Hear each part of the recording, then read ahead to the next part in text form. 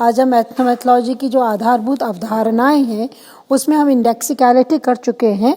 अब इंडेक्सिकलिटी की जब हम चर्चा कर रहे थे तो हमने उसमें स्थितिपरक संदर्भ, भाषाई संदर्भ और जीवनीगत संदर्भ की बात की थी। अब हम चिंतनशीलता, जिसे हम रिफ्लेक्सिविटी कहते हैं, उसके ऊपर चर्चा करेंगे। चिंतनशीलता एथनोमेथोलॉजी का दूसरा महत्वपूर्ण संबोध है। व्यक्ति घटनाओं को एक स्तर पर अवलोकन के माध्यम से देखता है। अनेक तरह की घटनाएं व्यक्ति के सम्मुख घटित होती रहती हैं।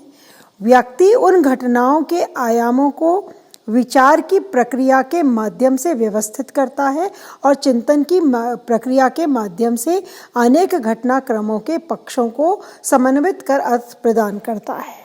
यहाँ समझने योग्य बात क्या है कि एथनोमेथोलॉजिस्ट कहते हैं अवलोकन के द्वारा घटनाओं को देखा जा सकता है, लेकिन घटनाओं को जो अर्थ प्रदान किया जाता है उन घटनाओं को अर्थ हम चिंतन की प्रक्रिया के द्वारा प्रदान करते हैं।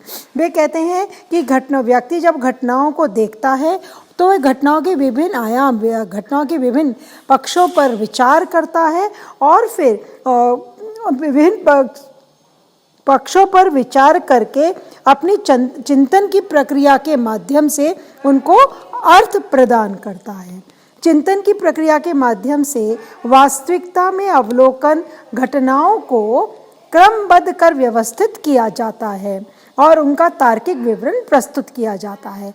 इन्होंने कहा चिंतन की प्रक्रिया वास्तव में क्या है, बहुत महत्वपूर्ण प्रक्रिया है।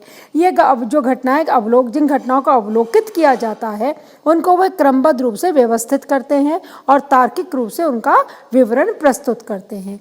गार्फिंकल की ऐसी मान्यता है कि परंपरागत समाजशास्त्र के लिए चिंतनशीलता अरुचिकर रहा है, और यहाँ पर वो शायद स्ट्रक्चरल फंक्शनल अप्रोच की बात कर रहे हैं, जहाँ पर वह चिंतनशीलता के प्रति उदासीनता को प्रकट करते हैं। समाजशास्त्री चिंतनशीलता के गुण को अध्ययन की प्रक्रिया में स्वाभाविक रूप से अंतर्निहित मानकर चलता है। वो लोग कहते हैं चिंतनशीलता तो अध्ययन की प्रक्रिया में स्वतः ही अंतर्निहित है, लेकिन एथनोमेथोलॉजिस्ट उपागम के लिए चिंतनशीलता व्याख्या के दृष्टिकोण से महत्वपूर्ण है, क्योंकि यह व्यक्ति के बौद्धिक गुण व अभिरुचि से जुड़ी हुई है। तो एथनोमेथोलॉजिस्ट इसको बहुत अधिक महत्वपूर्ण मानते हैं कि चिंतन की प्रक्रिया हमारे लिए बहुत महत्वपूर्ण है। इसके अंतर्गत व्यक्ति अपनी मानसिक क्षमताओं का व्यवस्थित व विधिवत रूप से उपयोग करता है और विभिन्न घटनाओं का मानसिक पुनः निर्माण कर उनको समझने व उनकी व्याख्या करने में सक्षम होता है। समाजशास्त्री चिंतनशीलता के माध्यम से द्वितीय स्तरीय का प्रस्तुतिकरण करता है, जिसके अंतर्गत द्वितीय स्तरीय प्रस्तुतिकरण क्या है, इसके अंतर्गत वह विभिन्न घटनाओं के अर्थों को अमूर्तता के स्तर पर इस तरह अभिव्यक्त करता है कि उसमें विवरण के साथ साथ समझ व व्याख्या के गुण भी सम्मिलित होते हैं। द्विस्तर का मतलब क्या है? द्विस्तर का अभिप्राय यह है कि हम विभिन्न घटनाओं का अवलोकन तो करते हैं, अमूर्तता के स्तर पर उसको अभिव्यक्त भी करते हैं, लेकिन उसके साथ साथ जब हम उसका विवरण प्रस्तुत करते हैं तो हम उसकी गुणों की व्याख्या भी करते हैं। इसे हम द्वितीय स्तरीय प्रस्तुतिकरण कहते हैं। चिंतनशीलता व्यक्ति का गुण है। प्रत्येक व्यक्ति चिंतनशील है, जिसमें विषय परकता का स्वाभाविक महत्व हो जाता है। विषय परकता यानी व्यक्ति की स्वयं की भावनाएं उसमें सम्मिलित होती है, उसका स्वाभाविक गुण है और इसका स्वाभाविक महत्व है। जनसाधारण में भी चिंतनशीलता की क्षमता के गुण को एथनोमेथोलॉजिस्ट स्वीकार करते हैं। वे कहते हैं साधारण जन जो है, साधारण आम जन जो है, उनके अंदर भी चिंतनशीलता होती है और वह उस चिंतनशीलता के आधार पर घटनाओं को देखते हैं और उनका मूल्यांकन करते हैं। हम जब किसी दुकान में कोई वस्तु खरीदने जाते हैं तब बिना अर्थ प्रदान किए किसी भी वस्तु को खरीदना संभव नहीं है। अर्थ प्रदान करने का मतलब वो वस्तु हमारे काम की है या नहीं, उस वस्तु का भाव क्या है, हम भाव तोल करते हैं, वस्तु की गुणवत्ता को देखते हैं, अपने बजट को देखते हैं, यानी हमने उस पर चिंतन किया और उसके बाद भी हम उसको परचेज करते हैं।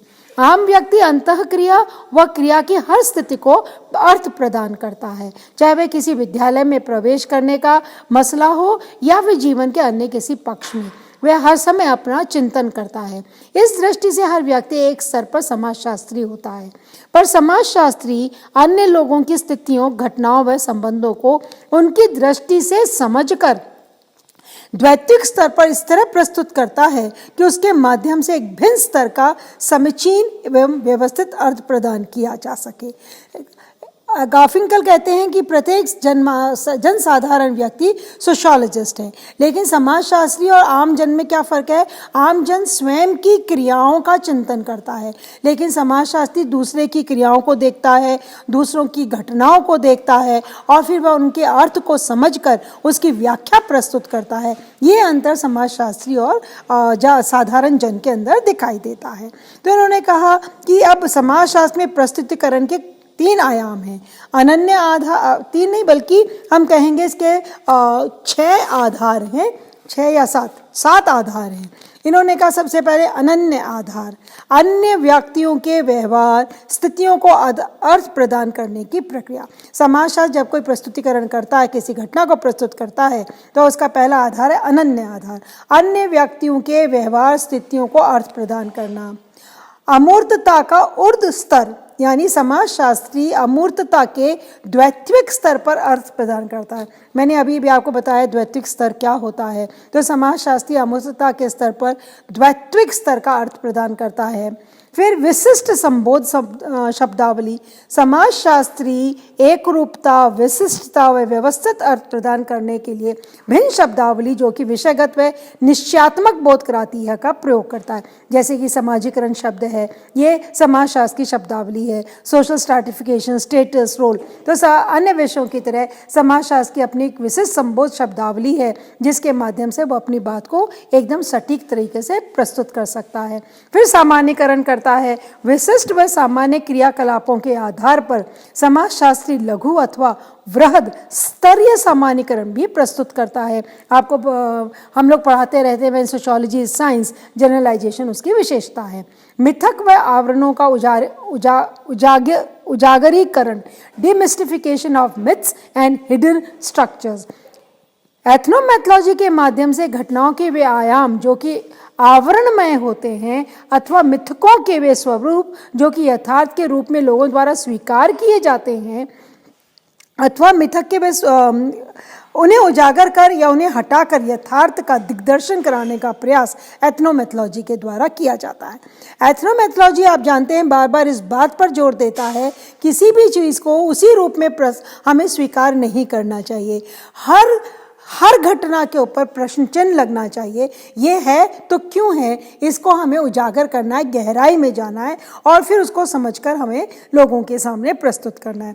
परोक्ष स्थितियों के अर्थ को स्पष्ट करने में योपागम का विशेष महत्व है। इस संदर्भ में बर्जर ने अपनी पुस्तक इन्विटेशन टू सोशियोलॉजी में एक पंक्ति कही है, समाजशास्त्र का पहला पाठ यह है कि चीज़ें वैसी नहीं हैं जैसी दिखती हैं, बल्कि उनको हमें जैसी हैं वैसे प्रस्तुत करने के लिए प्रयास करना चाहिए। इसी तरह इन्होंने कहा कि समानुभूति की प्रक्रिया, प्रोसेस ऑफ एम्पैथीज, एथनोमेथोलॉजी में एम्पैथी बहुत महत्वपूर्ण है। समाजशास्त्र की चिंतनशीलता स्वयं परक नहीं होकर अनन्यपरक होती है, जिसमें वह सहानुभूति के माध्यम से अन्य व्यक्ति की स्थिति को जानने का प्रयास करते हैं। व्यक्ति की चिंतनशीलता जब स्वपरक होती है तो उसमें व्यक्तिगत अभिमुखन अथवा विशेष प्रकार की फलेच्छा की अभिलाषा स्वाभाविक रूप से आ जाती है। समाजशास्त्री इस उपागम के माध्यम से उन बंधनों से मुक्त रहता है जिनको आम व्यक्ति अपने दैनिक जीवन में स्वयं स्वपरक स्थिति में अनुभव करता है। अतः चिंतनशीलता का गुण समाजशास्त्री के लिए आम व्यक्तियों की चिंतनशीलता से एक अलग अर्थ भी प्रस्तुत करता है। इन्होंने कहा कि इस प्रोसेस के अंदर, एथनोमेथोलॉजी के अंदर समाजशास्त्री में सिंपैथी होती है, एम्पैथी होती है, लेकिन वो सिंपैथी स्वयं के प्रति नहीं होती। आम व्यक्ति को जो सिंपैथी होती है स्वयं की क्रिया के प्रति होती है, लेकिन समाजशास्त्री इन बंधनों से मुक्त होता है। वह स्वार्थ के लिए कार्य नहीं करता, वह दूसरे के व्यवहार को अपने आप को उसके स्थान पर रखकर उसके व्यवहार को समझने का प्रयास करता है। इसलिए वह चिंतनशीलता को एक अलग अर्थ प्रदान करता है। और फिर अंतिम है क्रमानुसार व्यवस्थीकरण, सिक्वेंशियल सिस्टमेटाइजेशन। चिंतनशीलता के आधार पर एथनोमेथोलॉजी घटनाओं के क्रम को इस तरह प्रस्तुत करता है कि उनके अर्थ मात्र व्यक्ति संदर्भ में नहीं रहते, तथा वे बौद्धिक स्तर पर भी एक ऐसे अर्थ का प्रस्तुतिकरण करते हैं जिसके आधार पर समझ व व्याख्या में दृढ़ता आती है। यानी जो घटना घटित हो रही है उसको एक क्रमबद्ध व्यवस्थित रूप में हमारे सम्मुख प्रस्तुत करते हैं। घटना की परिस्थितियों का मात्र रिकॉर्ड, अनुलेख या प्रलेखन जरूरी नहीं है, अपितु घटनाओं की स्थितियां व परिस्थितियों के बारे में चिंतन, मनन, पुनः विचार करना जरूरी है, जिससे इस घटना के बारे में ऐसी अनेकों जानकारी और ज्ञान मिलता है जिसकी जानकारी प्रारंभिक स्तर पर नहीं होती। इस ज्ञान के माध्यम से यथार्थ को निकटता से जाना जा सकता है। चिंतनशीलता में से आशय है घटना से संबंधित अनावश्यक बातों को चिंतन द्वारा पृथक करके काम की बातों पर पुनः विचार करना। चिंतन व मनन द्वारा आलोचना की क्षमता का विकास होता है और नए विचारों का सृजन पुनः चिंतन से ही संभव होता है। इसलिए हम ये देखते हैं कि रिफ्लेक्शन बहुत अनिवार्य है। बिना रिफ्लेक्शन के हम सामाजिक घटनाओं को नहीं समझ सकते हैं। परंपरागत समाजशास्त्री पुनः चिंतन को अध्ययन पद्धति से संबंधित नहीं मानकर उसके महत्व को स्वीकार नहीं करते हैं।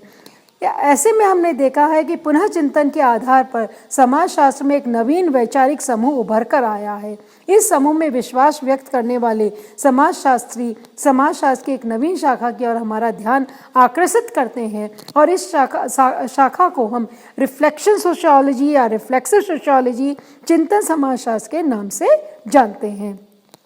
गॉल्डनर ने अपनी पूरी एक कृति पुनः चिंतन पर लिखते हुए उसे सामाजिक प्रघटना पर चिंतन व पुनः चिंतन के प्रभावों को प्रकाशित किया। उसमें बताया कि सामाजिक यथार्थ पुनः चिंतन की अवधारणा के द्वारा ही संभव होता है। Reflexive action is more readable, discussion discussion can be found about it. तो चिंतन किसी एथनोमेथोलॉजिस्ट के अनुसार चिंतन की प्रक्रिया किसी भी घटना को समझने के लिए